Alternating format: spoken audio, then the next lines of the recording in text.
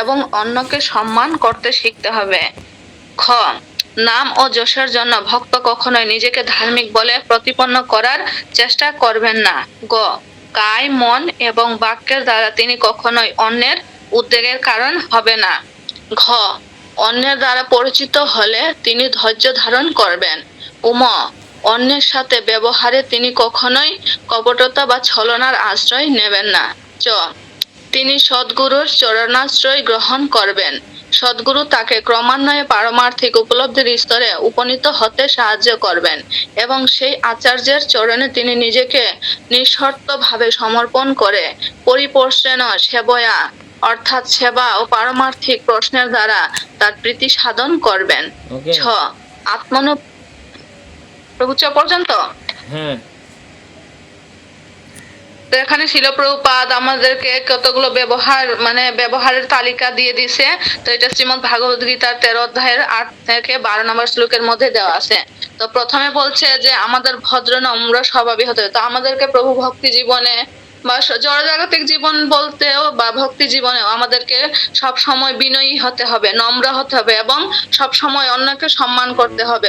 কখনো সম্মানের আশা করা যাবে না প্রভু। তারপরে বলছে যশ ও নামের জন্য ভক্ত কখনো নিজেদেরকে ধার্মিক। তো আমরা কখনো প্রভু কোনো যদি সেবা করি তাহলে এটা আমাদের কখনোই মনের মধ্যে ধারণ করা উচিত না যে আমি এটা করেছি বলে বা আমি এই সেবাটা করেছি বা আমার এটা একটা আছে না প্রভু অহংকার, এটা যেন না আসে।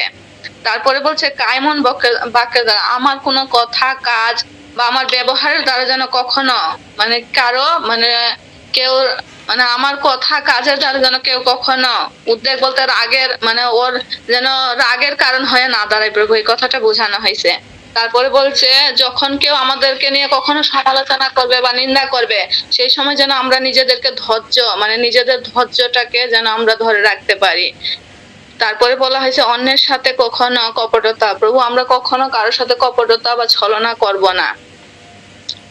তারপরে বলা হয়েছে সদ্গুরুর চরণাশ্রয়, আমরা প্রভু ভক্তি জীবনে যদি আমরা টিকে থাকতে চাই তো অবশ্যই আমাদের সদ্গুরুর চরণাশ্রয় সদ্গুরুর আশ্রয়ে থাকতে হবে এবং তার সদ্গুরুর পারমার্থিক জীবনে যদি আমরা উন্নতি লাভ করতে চাই তাহলে আমাদেরকে সদ্গুরুর সাহায্য নিতে হবে। সদ্গুরুর কথা মতো আমাদের জীবনকে পরিচালনা করতে হবে। যখন আমি কোনো কিছু বুঝবো না অবশ্যই আমি গুরুদেবের কাছে এইগুলা নিয়ে প্রশ্ন করবো এবং অবশ্যই গুরুদেবকে আমার সেবা করার চেষ্টা করবো যেন আমার সেবা দ্বারা গুরুদেব সন্তুষ্ট হয়। তারপরে বলছে হ্যাঁ প্রভু শেষ। হরে কৃষ্ণ। ছলনা করছেন না, বলছি ছলনা করছেন না। এই যে পড়তে পারেন, ডাকা হচ্ছে পড়ুন পড়ুন, কেউ পড়ছেন না, তাহলে ছলনা হচ্ছে না? কথা বলুন। হচ্ছে প্রভু। তাহলে কেন করছেন? অজান্তে যে কত কিছু হয়ে যাচ্ছে। পড়তে পারেন, পড়ছেন না, বারবার ডাকছে শুনছেন না, তাহলে আরেকজনকে উদ্বেগ দিচ্ছেন, তাহলে কিভাবে ভজন সাধন হবে বলুন? উদ্বেগও দিচ্ছেন, ছলনাও করছেন, আর এগুলো যদি কপটতাও করছেন, যদি করেন তাহলে কিভাবে নম্র আর ভদ্র হবেন? বলছে গুরুদেব যখন বলবে এটা করো, হয়তো আপনার কাছে আমার কাছে মনে হচ্ছে যে এটা পরে করলেও চলবো, তা এই সুবাদে জিজ্ঞাসা করতে পারি গুরুদেব বলছে করো, সঙ্গে সঙ্গে করে নিতে হবে, বলাও যাবে না পরে করব নাকি এখন করতেই হবে, কোনো কিছু বলা যাবে না। তাহলে এই যে কপটতা ছলনা কিভাবে যে করছি নিজেরা, সেটা নিজেরাই জানি না।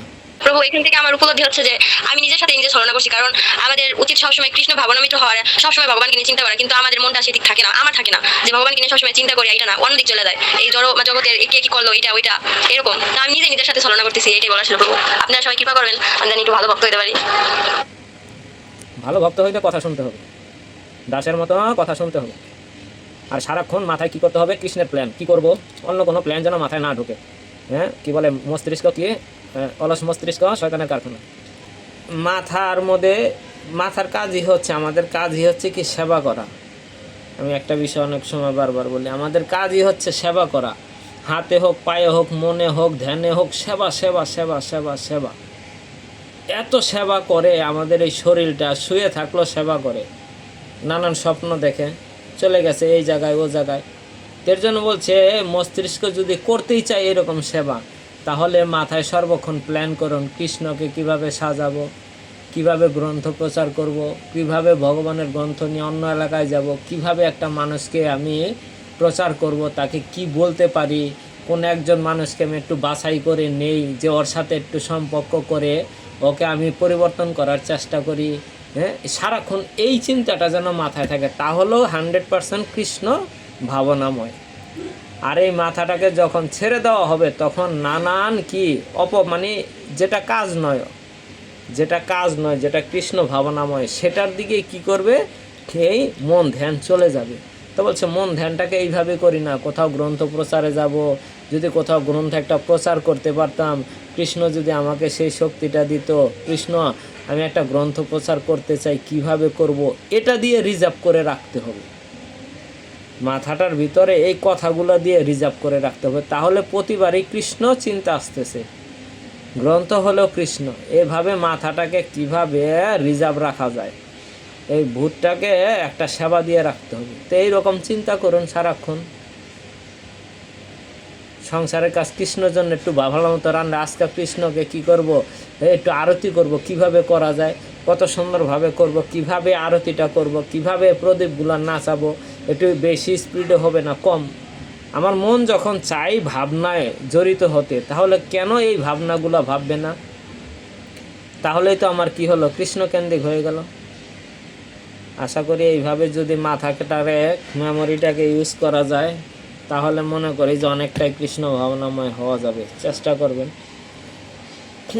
আর এর জন্য যদি 1000 বার জন্মগ্রহণ করা লাগে তাতে কোনো সমস্যা নেই, কারণ সে কৃষ্ণকেন্দ্রিক, তো কৃষ্ণ ব্যতিরেকে তার হচ্ছে না। ঠিক আছে, তাহলে আমাদের এই পর্যন্তই থাকবে, পর্যন্তই থাকবে। ঠিক আছে, সবাই মার্ক করে রাখুন, কালকে 6 থেকে শুরু হবে আত্মা অনুভূতির স্তর লাভের জন্য। ঠিক আছে।